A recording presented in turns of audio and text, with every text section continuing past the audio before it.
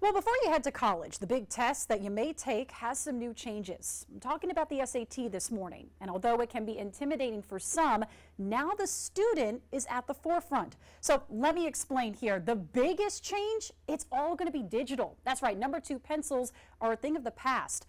This new exam is taken exclusively on a laptop or a tablet, and it'll be taken through College Board's Blue Book app. So another big change, it's going to be a shorter test. The paper and pencil test was about 3 hours. This new test, just over 2 hours.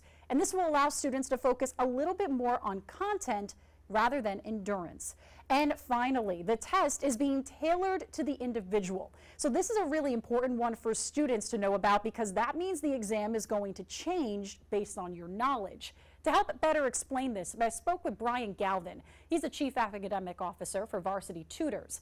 He says this new way of testing is going to help better your score. Based on your performance on the first module of math, you get either a harder or easier second module, and same thing for reading and writing.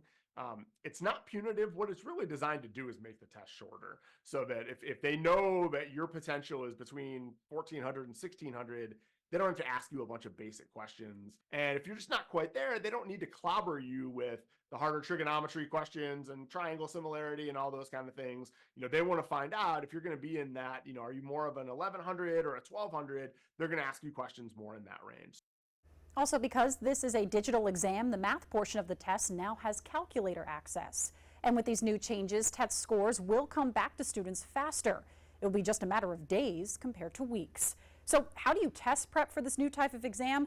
Here's Brian again with some tips.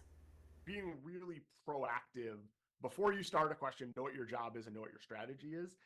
You get 1 minute and 11 seconds per verbal question. And so you just don't have a lot of time to try and figure out on the fly what you're being to do. So that's number one. On the math section, I think knowing that you have multiple tools in your toolkit is so important. And just as a reminder, March 9th is the first date that the SAT will be taken online in the United States. And because this exam is completely digital, you can bring your own device or you can use one that's provided at your test station. You see, it's the more you know.